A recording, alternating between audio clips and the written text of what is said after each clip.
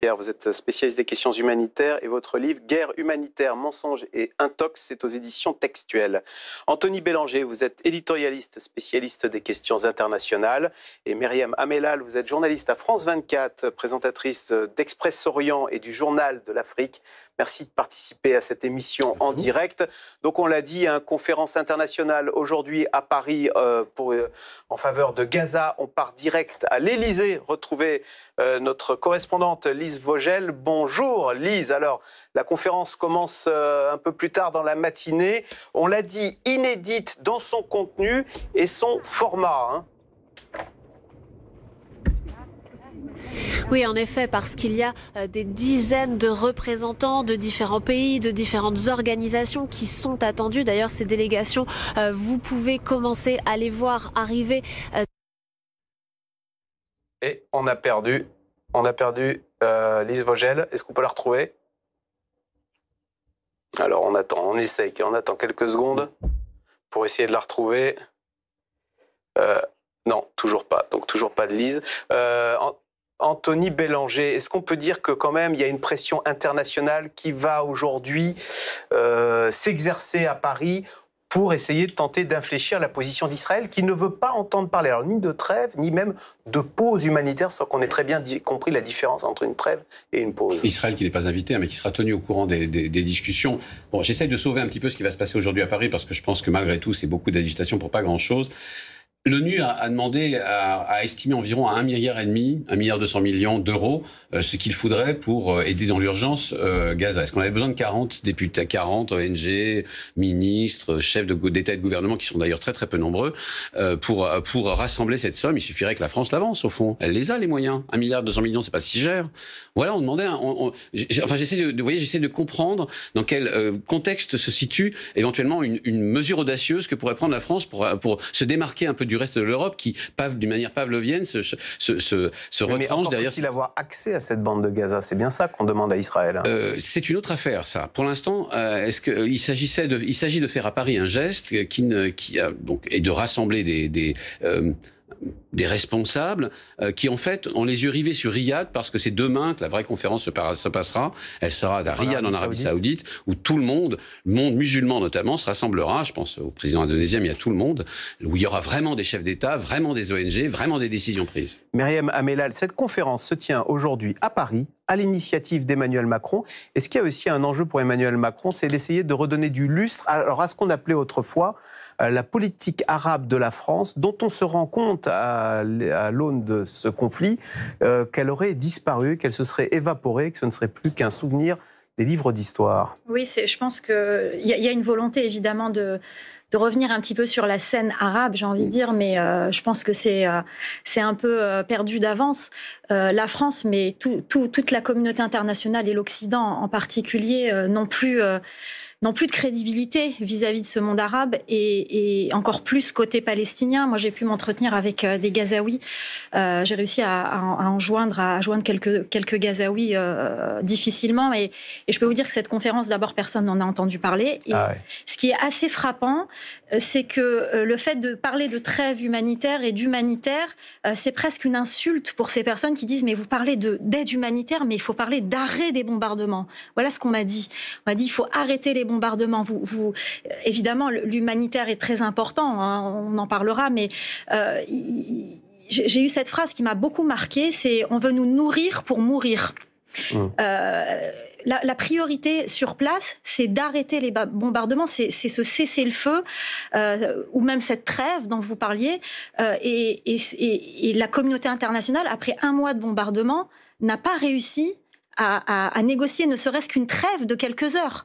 Et cette impuissance fait que tous ces messages, aussi symboliques soient-ils, seront inaudibles au sein des Palestiniens, mais aussi au sein du monde arabe. Et l'opinion arabe est aussi déçue par l'Occident que par ses propres dirigeants. Ça, il faut quand même bien le souligner. Alors, on retourne à l'Élysée, on a retrouvé Lise Vogel. Lise, vous me disiez que les délégations commençaient à arriver à l'Élysée avant qu'on soit coupé. Oui, en effet, de nombreuses délégations, des dizaines de personnes attendues aujourd'hui et parmi elles des chefs d'État, des premiers ministres ou encore des représentants de différents pays. C'est une conférence qu'Emmanuel Macron a organisée à la hâte en marge du Forum pour la paix de Paris. Le chef de l'État français qui veut pouvoir organiser au mieux les secours pour la population civile de la bande de Gaza, même si je vous entendais à l'instant avec vos invités Axel parler du cessez-le-feu. Évidemment, le fait d'obtenir un cessez-le-feu aujourd'hui, ça n'est pas vraiment au programme de cette conférence parce que l'Élysée insiste, c'est avant tout une conférence humanitaire et opérationnelle, pas une conférence politique. Alors ça va commencer à 10h. Le chef de l'État français, Emmanuel Macron, prendra la parole en premier et puis ensuite, ça sera l'Agence pour le secours aux populations palestiniennes de l'ONU, le commissaire général de cette agence qui prendra la parole. Il y aura également d'autres représentants de l'ONU et de la Croix-Rouge qui s'exprimeront et puis on attendra bien sûr le discours du Premier ministre de l'autorité palestinienne. Oui, alors justement, Mahmoud Abbas, des discours, des prises de parole, qu'est-ce qu'on attend de cette conférence? Quels en sont les enjeux, Lise? Alors au niveau des enjeux, l'objectif c'est de mieux porter secours justement à la population de l'enclave palestinienne. C'est aussi de mieux évaluer les besoins. C'est ce que nous a expliqué l'Élysée.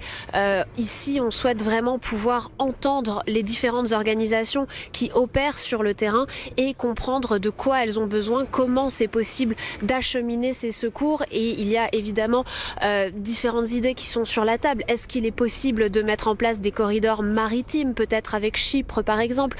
Comment acheminer mieux les médicaments, le matériel ou encore l'aide alimentaire? Bref, tout ça évidemment va être discuté, mais avec toujours cette idée de l'accès. Comment permettre un meilleur accès à l'enclave palestinienne en sachant qu'aujourd'hui autour de la table, il n'y aura pas de représentants de l'État hébreu. Israël a choisi de ne pas envoyer de représentants. Quant aux pays arabes, eh bien, ils sont largement représentés, mais pas avec des leaders politiques de premier plan. Je vous parlais de l'autorité palestinienne, ça n'est pas Mahmoud Abbas qui sera présent, c'est son chef de gouvernement. Même chose pour la Jordanie qui envoie un conseiller spécial du roi, le Liban qui a priori n'envoie personne et l'Égypte qui envoie son ministre des Affaires étrangères pour discuter de tous ces sujets. L'un des sujets qui sera d'ailleurs largement évoqué aujourd'hui, c'est ce que nous a annoncé l'Élysée, c'est la question des malades et des blessés de Gaza. Il serait envisagé aujourd'hui de pouvoir en accueillir en France et sur le sol européen. La France dit d'ailleurs y travailler depuis déjà plusieurs jours. Merci Lise Vogel. Donc vous nous l'avez dit, pas de représentant israélien, même si Emmanuel Macron a indiqué qu'il téléphonerait ensuite au chef d'État israélien pour rendre compte de cette conférence et éventuellement faire passer des messages.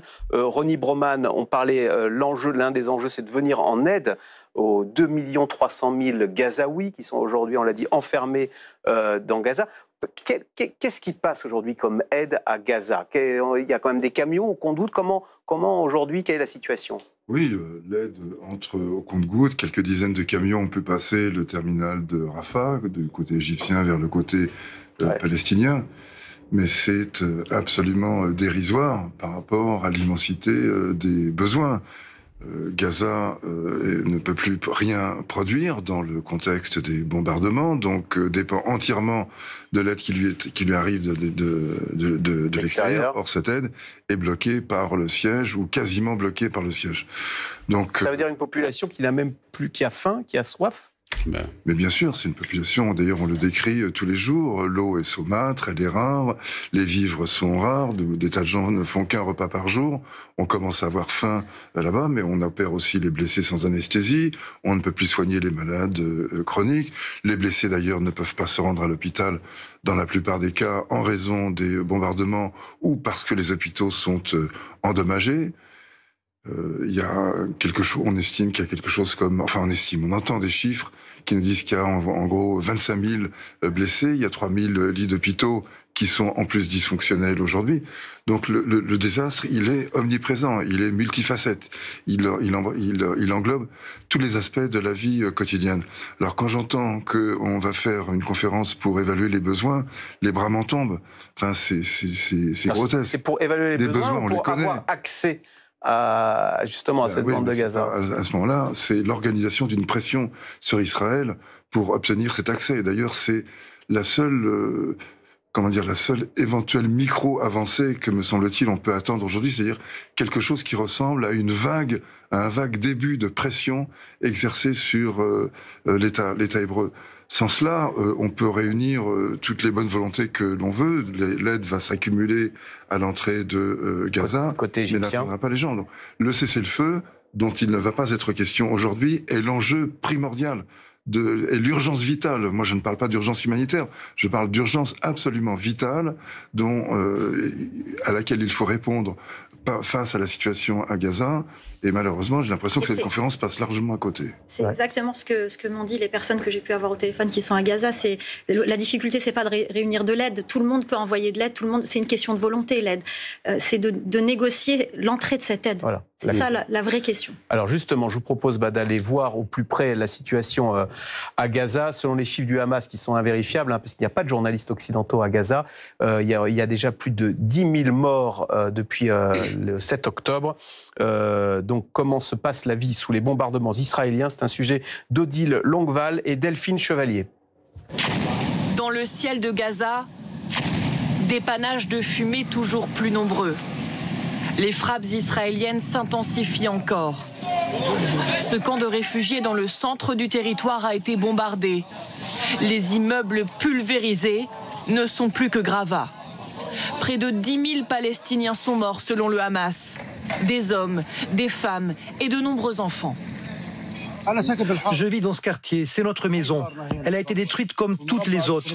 Je cherche mes voisins, on a sorti des décombres environ 35 personnes, des enfants, de tout petits enfants avec leur mère.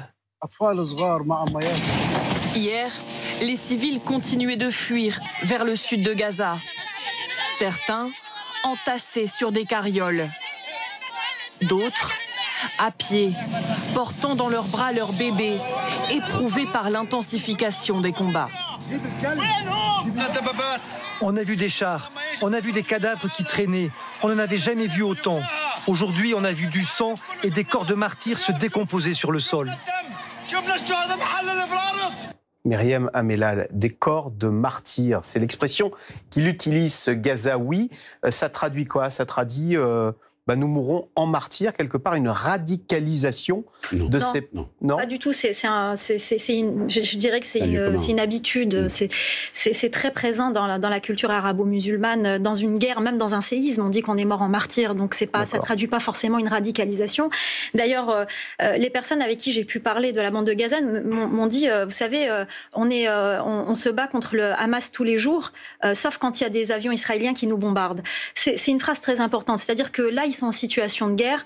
L'heure n'est pas à se retourner contre le Hamas ou contre un mouvement politique. Pour eux, c'est un mouvement politique qui lutte aussi contre l'occupation, c'est comme ça que c'est perçu sur le terrain. On rappelle que le Hamas, c'est 30 000 hommes, alors qu'il y a 2 300 000 habitants, ça fait même pas 1% de la population. Absolument. Et puis ces personnes, on a vu, moi, ce monsieur qui essaye de sauver ses voisins dans sa maison qui a été bombardée. C'est assez révélateur parce que les personnes que j'ai pu avoir m'ont dit, vous savez, Gaza, c'est peuplé de réfugiés. On n'a jamais hérité d'une terre ou d'une maison. C'est des maisons qu'on a construites, qu'on a acquis, qu'on a payées, qu'on a eu du mal à avoir. Et aujourd'hui, on se pose la question de après, quand les bombardements cesseront, quand la guerre, quand il y aura un cessez-le-feu, on va aller où ? Comment on va vivre? Et ça, c'est une autre question que se posent beaucoup les personnes sur place. Et vous voyez, on parle de l'aide humanitaire ici en Europe, mais les préoccupations sur le terrain, c'est l'arrêt des bombardements. Ce que j'ai pu avoir comme réaction, c'est on n'a plus de pain, on fait la queue pendant des heures, on cherche des boulangeries, il n'y a plus de fioul pour faire marcher les fours. Et maintenant qu'on a essayé de réactiver des fours traditionnels avec du charbon, et il n'y a plus de farine. Voilà, c'est aussi le quotidien de ces personnes. Anthony Bélanger, Paris fait savoir que, je cite, tout le monde a intérêt à ce que la situation humanitaire s'améliore à Gaza. et ajoute « y compris Israël ». Pourquoi Paris précise que Israël a également intérêt à ce que la situation s'améliore à Gaza? Parce qu'au fond, ces images, c'est de la machine à fabriquer du ressentiment, de la haine, oui, de la haine, des terroristes de demain.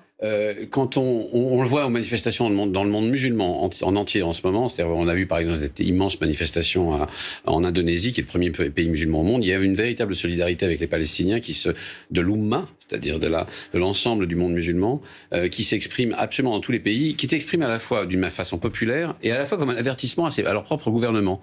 Parce qu'un certain nombre de gouvernements arabes ces derniers temps, je pense à ceux qui ont signé les accords d'Abraham et ceux qui s'apprêtaient à le faire par l'Arabie Saoudite, avaient bien l'intention... Qui allaient se rapprocher d'Israël. Voilà, bien l'intention de se rapprocher d'Israël en sautant par-dessus la tête des Palestiniens. Et ces manifestations populaires sont en train de leur rappeler qu'il n'est pas question de régler de se rapprocher d'Israël sans avoir trouvé une solution juste pour les Palestiniens. C'est à la fois, n'oubliez jamais que c'est à la fois les manifestations pro-palestiniennes, ce sont les seules manifestations que ces gouvernements autoritaires ne peuvent pas interdire. Ils n'oseront pas. Les Égyptiens ne peuvent pas le faire alors qu'ils ont à leur tête un véritable dictateur, Al-Sisi, mis en place par le gouvernement, qui a d'ailleurs renversé un gouvernement, lui pour le coup légitime. On va pas revenir sur l'histoire. Ce que j'essaye de dire, c'est que cette solidarité s'exprime dans le monde musulman, et plus ces images dureront, plus elles seront difficiles à supporter par ces opinions publiques musulmanes. Par ailleurs, c'est si vrai qu'Israël est en train en ce moment de négocier, on le sait, une sorte de... On a fait fuiter l'idée qu'il pourrait y avoir une trêve humanitaire de 3 jours, négociée par l'Arabie Saoudite, l'Égypte, le Qatar, les États-Unis et Israël, dans les jours qui viennent, contre une douzaine d'otages palestiniens. Ce qui veut dire que le Hamas fait partie aussi de la négociation. Vous voyez comme quoi c'est très compliqué. Parce que d'un côté, vous avez Israël qui répand l'idée, et c'est normal, que ce qui a été commis le 7 octobre sont des attentats terroristes, et que le Hamas est un groupe terroriste. Mais de l'autre côté, il faut bien discuter avec ses ennemis. Et en l'occurrence, c'est ce qu'ils font... bon an, mal an, mais ce qu'ils font depuis des années, en discutant avec le Hamas des conditions d'une trêve humanitaire, vous appelez ça comme vous voulez, de 3 jours, qui permettrait à la fois de libérer des otages et en même temps de faire entrer plus de camions d'aide humanitaire dans Gaza. Ronnie Broman, une trêve humanitaire pour faire entrer des camions, parce que c'est vrai qu'on dit souvent qu'à Gaza, on manque de tout. Vous disiez tout à l'heure, et c'est corroboré par des articles, des médecins qui rapportent pratiquer des opérations sans anesthésie. On imagine... ce que ça veut dire, des chirurgiens qui travaillent à la lumière d'un téléphone portable, le quotidien, et vous nous parliez aussi de ces enfants qui peuvent tomber malades en buvant un verre d'eau, tout simplement. Bien sûr. Ben oui, c'est la réalité quotidienne de Gaza qui ne fait que s'aggraver depuis un mois. On le disait déjà il y a plusieurs semaines, on ne fait que le répéter avec plus d'insistance parce que la situation continue de se détériorer. Les quelques réserves qui étaient quand même disponibles dans les hôpitaux commencent à être consommées. Il est probable qu'elles sont pratiquement épuisées pour ce qui concerne les médicaments. Pour ce qui concerne le carburant, c'est manifeste. Alors le carburant ne passera pas à Gaza. Là, Israël dit non, il sera récupéré par le Hamas, qui s'en servira pour se retourner contre l'armée d'Israël. Oui, c'est ce que dit Israël. On n'est pas obligé de prendre ça pour argent comptant. On peut très bien imaginer que, à la faveur d'une trêve, précisément, du carburant soit acheminé là-bas et sous surveillance internationale, remis aux hôpitaux, aux boulangeries, aux usines de dessalement d'eau. Il y a quand même plusieurs endroits où c'est absolument nécessaire et où ça pourrait être acheminé, d'autant plus qu'il est probable que le Hamas a déjà de considérables stocks de carburant dans ces tunnels. Mais si vous permettez, je voudrais sortir juste un moment de mon périmètre humanitaire parce que c'est une question sur laquelle j'ai beaucoup travaillé aussi, concernant le soutien que les Palestiniens peuvent acquérir. Je pense qu'ils sont loin de se limiter au monde arabo-musulman. Jérusalem est une ville sainte pour l'islam, pour la chrétienté, pour le judaïsme, et il y a donc là une résonance, une réverbération de ce conflit qui est absolument considérable. Et en Chine, en Colombie, dans les pays, en Russie, enfin en Afrique noire, l'affaire israélo-palestinienne résonne chaque fois d'ailleurs en fonction d'enjeux locaux. Par exemple, en Afrique noire, le fait que Israël soit dirigé par Netanyahou, qui n'a pas pu aller aux obsèques de Mandela, tant Israël avait été impliqué dans une coopération active, notamment militaire, mais pas seulement, avec le régime de l'apartheid, les dirigeants israéliens n'étaient pas bienvenus en Afrique du Sud. Et on se rappelle donc ce que Israël a apporté à l'apartheid. Ailleurs, c'est la profanation, enfin, comment dire, la façon dont Israël gère les espaces chrétiens, etc. Donc il y a absolument partout. En France, c'est Pétain et l'Algérie qui reviennent à l'esprit de beaucoup de gens et qui polarisent le débat. Donc le résultat, c'est une impression générale de deux poids, deux mesures, tant que les pays occidentaux n'auront pas fait des pressions significatives, visibles, perceptibles de façon nette pour que ces bombardements épouvantables s'arrêtent. Le régime de deux poids, deux mesures dominera.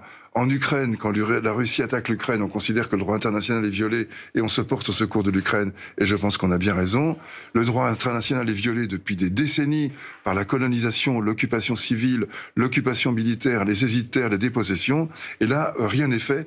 On se contente simplement de rappeler Israël au respect du droit humanitaire quand on est en guerre. Mais la colonisation est aussi un crime de guerre, c'est aussi une infraction au droit international humanitaire, et de cela, il n'a pratiquement jamais été question au cours des dernières décennies. Donc il est bon de se réveiller maintenant, mieux vaut tard que jamais, mais enfin on a un sacré retard à rattraper. Alors, précisément, le réquisitoire que vous venez de faire, c'est Dominique de Villepin qui l'a fait mardi pour l'ancien Premier ministre. Le fait que cette fatalité que nous avons vis-à-vis de la cause palestinienne, alors qu'en Ukraine, eh bien, l'Occident intervient de façon très active, eh bien, cette double attitude génère l'impression d'un deux poids, deux mesures dans de nombreux pays de ce qu'on appelle le Sud global. Je vous propose d'écouter Dominique de Villepin qui s'exprimait mardi matin sur France Info. Alors, Dominique de Villepin. Nous sommes également en train de perdre cette guerre, car ne négligeons pas le fait que ce qui se passe en Ukraine, Ukraine va payer les conséquences aussi de ce qui se passe en Orient. Mais permettez-moi de terminer ce que je dis. Pourquoi ? Parce que le deux poids, deux mesures trouve sa parfaite illustration aujourd'hui entre ce que défend l'Occident et ce que nous faisons aujourd'hui au Proche-Orient. C'est-à-dire ? Non-respect du droit international, mobilisation face au massacre des populations civiles. Aujourd'hui, c'est un devoir. Et c'est aussi notre intérêt, comme c'est le devoir d'Israël et comme c'est l'intérêt d'Israël. Un État démocratique, permettez-moi de le dire, Albert Camus disait, un homme, ça s'empêche de commettre l'irréparable. Eh bien, un État, ça s'empêche aussi. Et un État démocratique, ça s'empêche encore plus. Myriam Amellal, il y a un ressentiment, alors peut-être à tort ou à raison, mais il y a cette impression dans de nombreux pays arabes, et pas que. On pensait qu'en Afrique du Sud, en Bolivie, on voit des gouvernements rappeler leurs ambassadeurs et prendre fait et cause pour la cause palestinienne. Il y a l'impression que finalement l'Occident ferme les yeux sur la Palestine et intervient en revanche pour venir en aide aux Ukrainiens. Cette impression a été renforcée depuis le 7 octobre. Elle a été renforcée par les bombardements sur la bande de Gaza qui durent depuis un mois. Et face à ça, une communauté internationale qui est incapable de négocier une trêve. Et ça a été... c'est fortement ancré. Moi, quand je parle avec des confrères du monde arabe, ils me disent tous, mais... on réalise à quel point les dirigeants arabes sont impuissants. Ils ne peuvent même pas faire passer plus de camions humanitaires, de nourriture. Même ça, ils n'y arrivent pas. Et on savait... Par exemple, l'Égypte qui a une frontière commune avec Gaza... On pourrait dire, que ne vient-elle pas en aide aux frères arabes ? Et en fait, on réalise aussi que le ton est donné par les États-Unis, que les États-Unis n'agissant pas, rien ne se passe. Voilà le sentiment. Et ce deux poids, deux mesures, on le ressent depuis longtemps. On le découvre aujourd'hui avec ce conflit, mais il a été renforcé aussi par la guerre en Ukraine, notamment sur le continent africain, où il y a régulièrement des massacres de populations, notamment en RDC, et où il y a pas grand-chose qui se passe de la communauté internationale. Vous avez des gens comme le docteur Denis Mukwege, prix Nobel de la paix, qui militent depuis des années pour un tribunal pour lutter contre l'impunité de toutes ces guerres dans l'est de la RDC, où il y a eu des massacres incroyables et il se passe rien. Alors que pour l'Ukraine, on a entendu parler de tribunal spécial, de la CPI, de traduire les criminels de guerre, etc. Quand les victimes sont européennes, il y a plus de tout à fait normal, mais on n'arrive pas en plusieurs années à faire justement la même chose. Pourtant, Denis Mukwege, c'est prix Nobel de la paix, donc il a quand même une voix qui est entendue, etc. Mais on n'arrive pas à aboutir à ça. Rappelez-vous la guerre de Libye. Enfin, rappelez-vous la guerre de Libye, quand la France a jugé qu'il y avait des massacres qui allaient potentiellement se produire et qu'on a monté ce corps expéditionnaire avec les conséquences que l'on sait. En 2010, voilà. Là, les massacres, ce ne sont pas des massacres potentiels. C'est un massacre qui se déroule sous nos yeux. Alors, Anthony Bélanger, sur cette impression, dans les pays du Sud global, que l'Occident, au fond, applique un double standard suivant que les victimes sont européennes blanches, j'allais dire, ou qu'elles ne le sont pas. En même temps, on pourrait rétorquer que, pardon, mais de la souffrance, il y en a dans le monde entier. La Palestine n'a pas le monopole de la souffrance sur Terre. C'est vrai qu'en ce moment, on tape bien sur l'Occident. Et que l'argument du deux poids, deux mesures pourrait être employé à façon absolument partout dans le monde entier. Je vais vous donner un petit exemple. En fait, ça arrange bien un certain nombre de pays arabes que Israël fasse le sale boulot à Gaza et les débarrasse du Hamas. Parce que le Hamas est une émanation des frères musulmans, et c'est une version de l'islam politique que l'Arabie Saoudite, l'Égypte, la Jordanie et beaucoup d'autres pays arabes combattent. Je rappelle qu'en Égypte, il y a 70 000 prisonniers politiques en ce moment, dont une bonne partie sont des frères musulmans.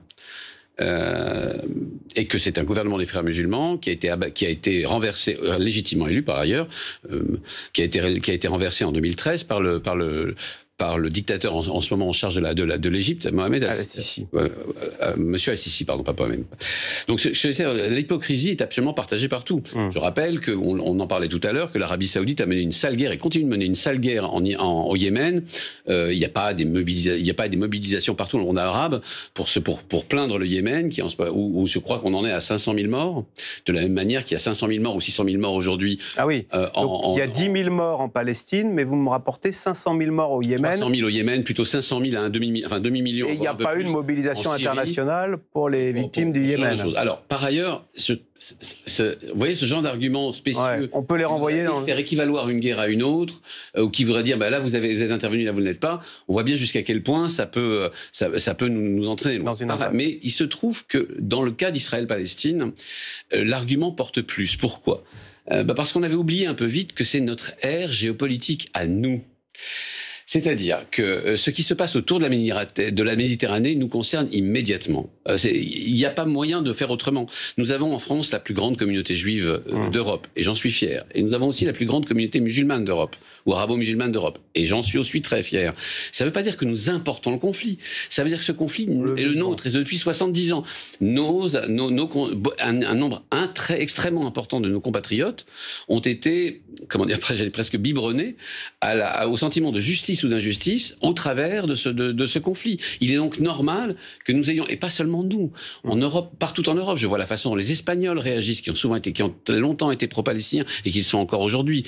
Je vois par exemple le fait que tous les samedis en Grande-Bretagne, à Londres, il y a des manifestations pro-palestiniennes qui sont autorisées par le gouvernement britannique et qui sont extrêmement importantes. Est-ce que si ce ressentiment vient du fait qu'Israël est une démocratie et que les démocraties faisant la leçon au monde entier en disant vous n'êtes que des dictateurs, là on est pris un peu à notre propre jeu en disant vous n'êtes pas très démocratique dans la façon de traiter la cause palestinienne, vous les démocraties. C'est vrai que Israël, les arguments qu'emploie Israël, qui est que son armée est l'armée d'un pays démocratique, avec un budget contrôlé par le Parlement, avec des normes démocratiques qui sont celles de l'Occident, entouré dans un océan de pays autoritaires, à mon avis, portent de moins en moins. Voilà. Alors justement, d'autant plus que l'apartheid et le colonialisme sont pas véritablement compatibles. Alors, pour revenir sur ces difficultés que rencontre Israël dans son combat contre le Hamas, c'est qu'Israël est une armée régulière qui respecte le code de la guerre, alors qu'en face, le Hamas est une organisation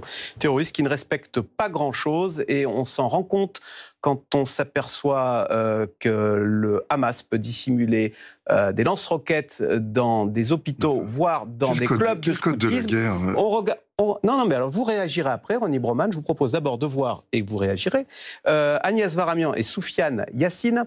C'est un sujet c'est un extrait de leur reportage. On regarde. Un champ de ruines dans lequel elle découvre de l'armement du Hamas, comme dans ce club de jeunes scouts. Vous voyez ces belles images de scouts, et puis là, il y a une rampe de lancement de roquettes. Et le soldat d'emmener la caméra militaire et de préciser que la rampe est pointée vers Israël. Ou est-ce que c'est pas ça l'une des difficultés? C'est qu'on est face à une guerre asymétrique avec Ronnie Broman. On reproche ou on soupçonne le Hamas d'avoir caché des armes et ses chefs sous les hôpitaux, l'hôpital Al-Shifa. On encouragerait le Hamas à offrir leur poitrine nue aux... Non, mais est-ce que ça n'est pas un problème? Mais le problème, c'est qu'il y a une occupation, qu'il y a un régime d'apartheid, qu'il y a une colonisation. Et ça justifie toutes les méthodes du Hamas? Ça ne justifie en aucun cas les méthodes du Hamas, ça les explique. Ça explique que quand vous voulez, vous avez le droit de vous défendre contre une occupation, contre une colonisation. Ce rappel incessant que Israël a le droit de se défendre, bien entendu, tout le monde a le droit de se défendre. Personne ne met en cause la légitime défense. Mais il faut simultanément rappeler que des populations occupées, des populations qui vivent sous un régime étranger, une occupation militaire, ont aussi le droit de se défendre. Donc on devrait, chaque fois qu'une nouvelle colonie est créée en Cisjordanie, rappeler que les Palestiniens ont le droit de se défendre contre ces colonies. Donc dire que que l'armée israélienne est l'armée d'un pays démocratique qui respecte le code de la guerre... Non mais on le lui rappelle, on le lui reproche.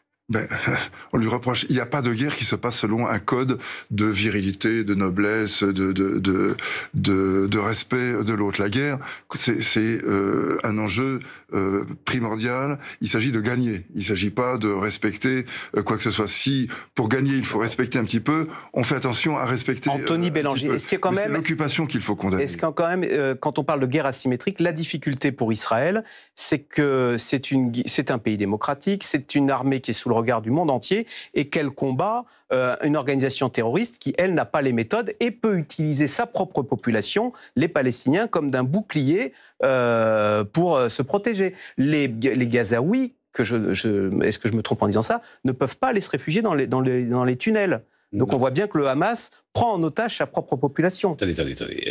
Là, en ce moment, il y a 1 500 000 Gazaouis déplacés. On sait, c'est les chiffres de l'ONU, c'est-à-dire qu'il y a les 3/4 de la population, 7 Gazaouis sur 10 sont partis de chez eux pour aller plus vers le sud. Donc ils savent très bien, ceux qui ont pu s'échapper l'ont fait. Cette histoire ils ne peuvent pas rentrer dans les tunnels, ils peuvent, et c'est très compliqué pour eux puisqu'il s'agit encore d'aller vers une partie du territoire qui censément est moins bombardée, mais qui n'a pas du tout les moyens de les accueillir. Ça aboutit à des chiffres absolument ahurissants donnés aujourd'hui par l'OMS. Je vous rappelle, depuis un mois, il y a 33 000 enfants qui ont été atteints de dysenterie, ce qui signifie, c'est-à-dire 15 fois plus que normalement. C'est-à-dire que normalement, c'est le chiffre de 2000 par mois. Là, on est à 33 000. Donc en fait, vous voyez bien que la question la question est complexe. Vous avez une bande de territoire qui fait l'objet d'un siège permanent, et ce depuis 20 ans, quasiment. Je parle de Gaza. Vous avez Est-ce que le Hamas n'a pas pris en otage ce peuple? Je le pense politiquement, je le pense aussi militairement. Mais la question ne se pose plus tout à fait comme ça aujourd'hui. Il faut quand même comprendre que depuis 20 ans, Israël a mené quasiment tous les ans et demi une guerre contre Gaza, qui ont habitué les opinions publiques du monde entier, je vous l'accorde, à entendre des chiffres de victimes extrêmement importants et à voir des images d'immeubles bombardés et d'enfants tués. Donc aujourd'hui, à l'issue de ces 20 ans d'images, je vais vous donner un exemple très particulier. J'ai un neveu de 21 ans. Quand je lui demande ce que c'est que les conflits israélo-palestiniens, il me répond Gaza.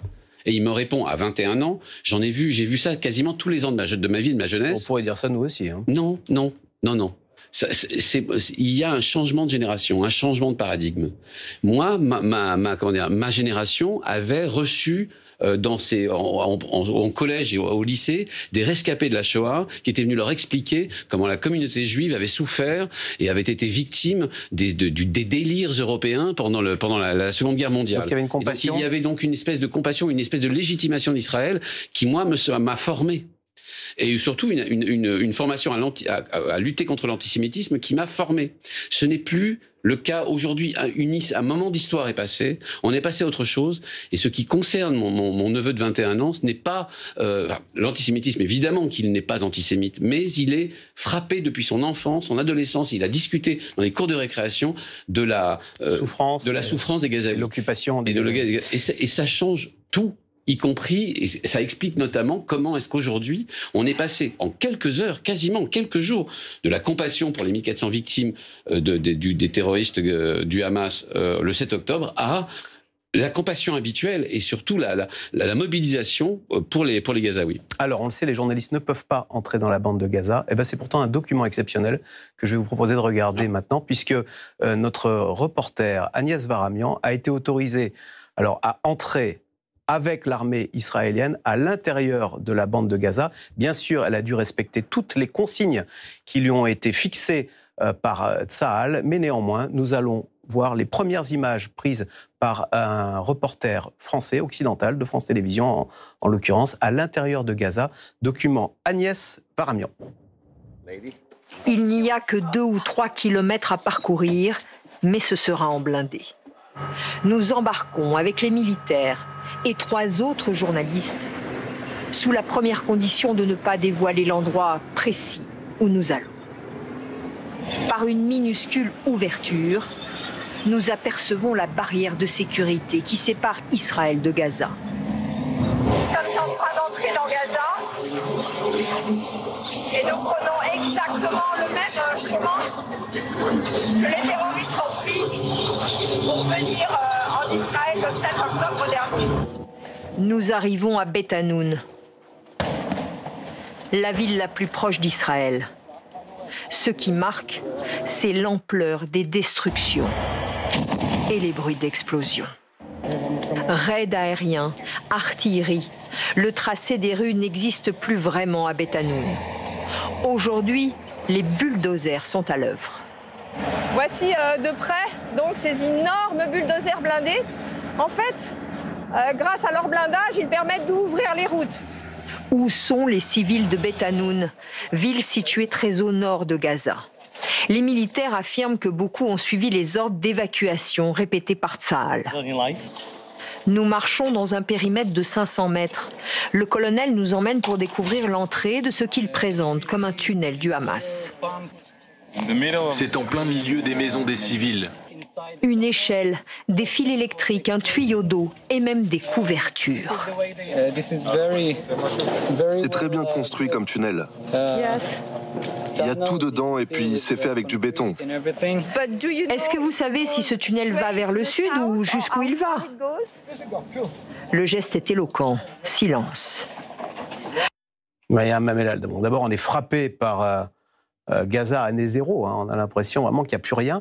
Comment on travaille? Comment vous travaillez d'ailleurs à France 24? Parce que là, Agnès Varamian a pu rentrer dans Gaza, mais les journalistes occidentaux n'ont pas accès à Alors Gaza. à France 24, on a une correspondante à Gaza pour l'antenne arabophone. Donc on a aussi, qui est à l'intérieur. Qui est à l'intérieur, qui a d'ailleurs perdu sa maison et failli mourir.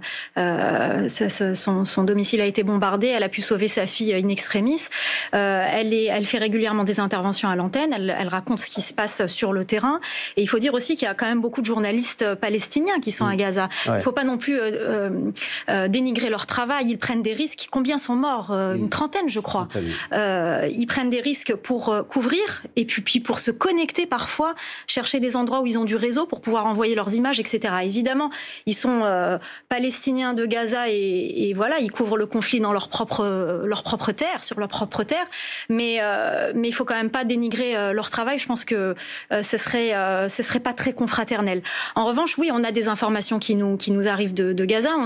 On a des personnes, on réussit à contacter parfois des gens sur place ou des gens des Palestiniens de Gaza qui vivent à Paris, qui ont pu avoir contacté leur propre famille, qui nous donnent des informations. On a des informations, on sait que c'est détruit. On voit ces images d'Agnès Varamian, mais on les voit aussi sur d'autres chaînes arabes. Évidemment, il faut toujours regarder ça avec beaucoup de recul, mais ce sont des images réelles qui nous parviennent de la bande de Gaza et la destruction est réelle. Et je vous le disais, les personnes me disent mais comment on va faire après? Où est-ce qu'on va aller? Il y a beaucoup de gens qui partent vers le nord. On leur indique des endroits sûrs comme des centres de formation, des écoles, etc. Moi, on m'a dit, mes parents sont partis dans un centre de formation, 35 000 personnes, 4 toilettes pour 35 000 personnes, c'est la réalité. Et cette personne a dit, mes parents ont choisi de quitter cet endroit, même si c'était un endroit identifié comme étant sûr, me disant, on préfère mourir dans la dignité. On peut pas rester là. Les maladies les bactéries, les virus pullulent. C'est devenu invivable aussi. Donc, toutes ces informations, on les a. On arrive à les obtenir.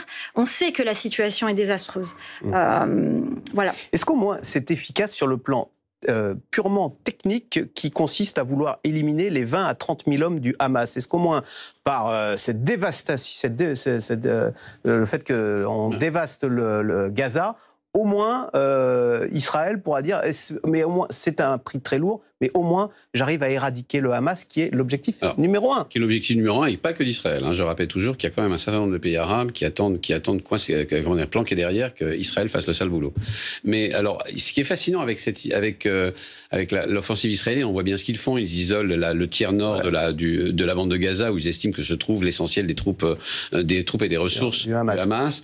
C'est que, en fait, quand on regarde une carte électorale de 2006, c'est-à-dire la dernière fois que les Gazaouis ont voté pour de vrai, on voit effectivement que les 2 tiers sud ont voté à l'époque pour le Fatah, et que le tiers nord, populaire aussi, et probablement plus conservateur, avait voté pour le Hamas.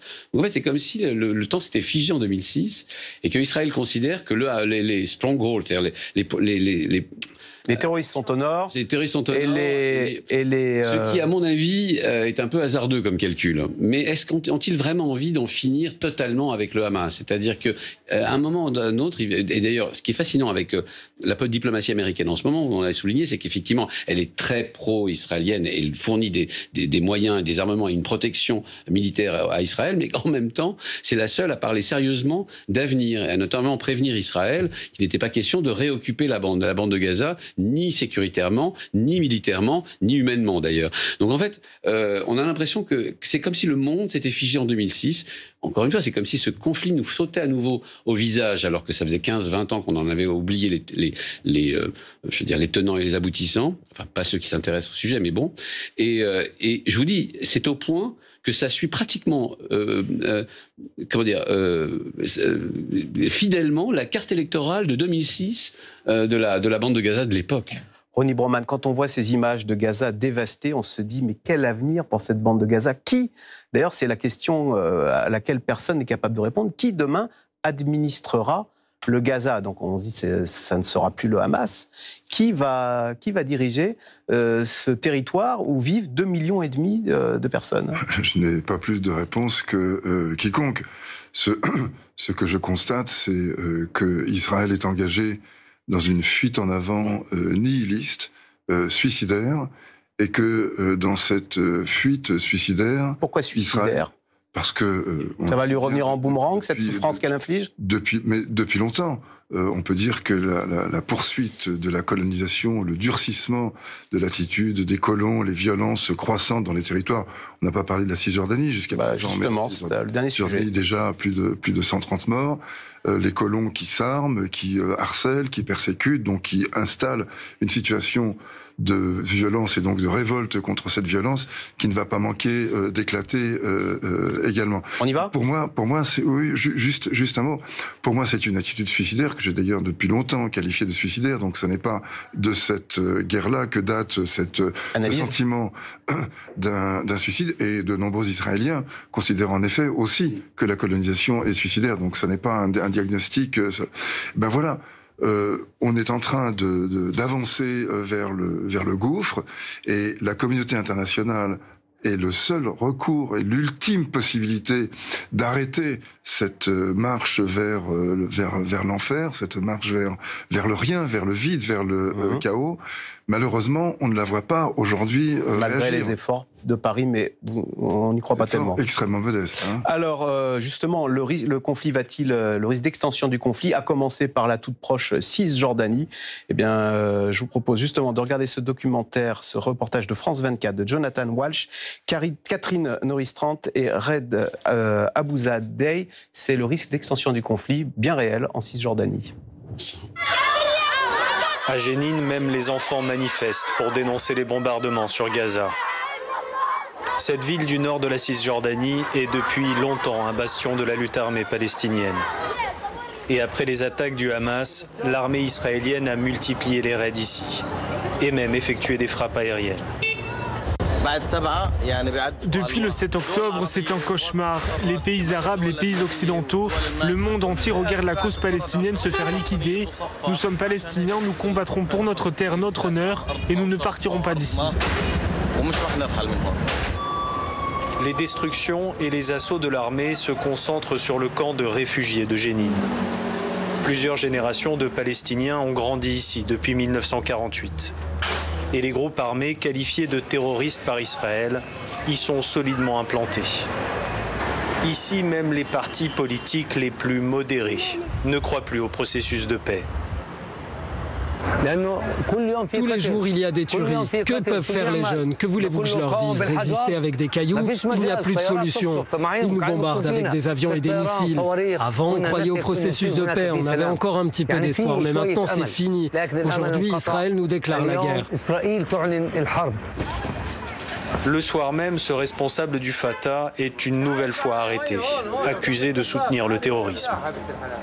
Depuis le 7 octobre, les forces de sécurité israéliennes ont mis plus d'1 millier de Palestiniens derrière les barreaux, alors que le risque d'un embrasement semble plus grand que jamais en Cisjordanie.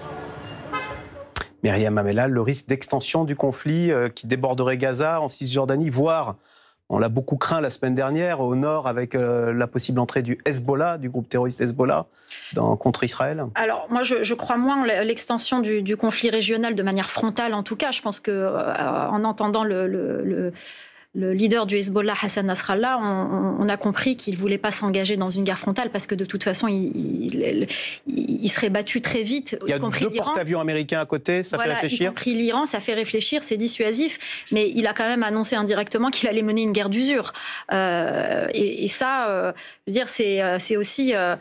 c'est aussi un message qui est très inquiétant pour Israël, et c'est pour ça que la paix est la seule solution finalement. Il faut trouver une solution, il faut vite rentrer dans le processus de paix, il faut cesser ce conflit rapidement. La Cisjordanie, elle est de toute façon, c'est juste qu'on n'en parle pas, mais la colonisation s'est poursuivie. Il ne faut pas oublier quand même que Israël est dirigé par un gouvernement où l'extrême droite fait la pluie et le beau temps depuis des années.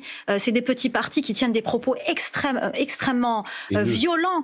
On en parle ces dernières semaines parce que les projecteurs sont sur cette région, mais les propos violents de certains dirigeants, de certains partis... On se souvient du ministre de la Défense qui avait parlé d'animaux concernant... Absolument, mais ça, on le voit depuis des années. C'est parce qu'on a un peu oublié cette région.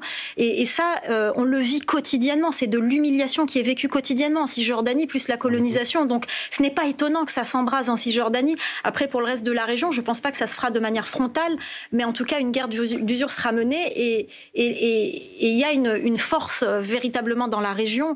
Il y a l'Iran qui est toute puissante et qui dirige des milices sunnites. On estime en Irak le nombre d'hommes dans les milices à 230 000 hommes. L'armée irakienne, 300 000 hommes. C'est dire, il y a une véritable armée composée de milices qui peut mener cette guerre d'usure et qui rend cette région encore plus fragile et qui menace encore plus la paix. Donc, c'est pour ça que le processus de paix est vraiment important. Anthony Bélanger, on voit à l'instant Emmanuel Macron arriver à l'Élysée, qui va s'adresser devant donc les membres réunis à cette conférence. Voilà, Emmanuel Macron. Les perspectives, Anthony Bélanger, ce sont 1, l'humanitaire, et puis 2, peut-être dresser un avenir. On a parlé tout demain, une fois que les armes se tairont, car un jour peut-être elles se tairont, ou Israël se retirera de Gaza. Quelle solution pour ce territoire long de 40 km sur 10 C'est un peu compliqué là, pour aujourd'hui de parler d'avenir, même si je pense que c'est le moment de le préparer. Les initiatives de la France me font penser à un noyé qui essaye de se donner un petit peu d'air en reprenant un peu l'air au-dessus du niveau de la mer. Mais enfin, visiblement, là, c'est pas le problème. Le problème, effectivement, et vous l'avez souligné dans le reportage, c'est vraiment la participation ou non de la Cisjordanie. La Cisjordanie a toujours été numéro 2, en fait. C'est-à-dire que à Gaza, on commençait toutes les intifadas. La Cisjordanie a suivi ensuite. Et c'est à partir de ce moment-là, si on écoute bien le discours de Nasrallah, donc le leader du Hezbollah, je pense qu'il n'interviendra pas, y compris de façon plus présente, sans l'entrée en scène de la Cisjordanie. C'est-à-dire qu'il y a et 1, et 2, et 3. Premièrement, Gaza. Deuxièmement, la Cisjordanie, c'est-à-dire au fond l'unification des fronts au sein du mouvement palestinien. Et 3, le Hezbollah, si c'est nécessaire, par le biais d'une guerre d'usure. Vous avez raison de le souligner.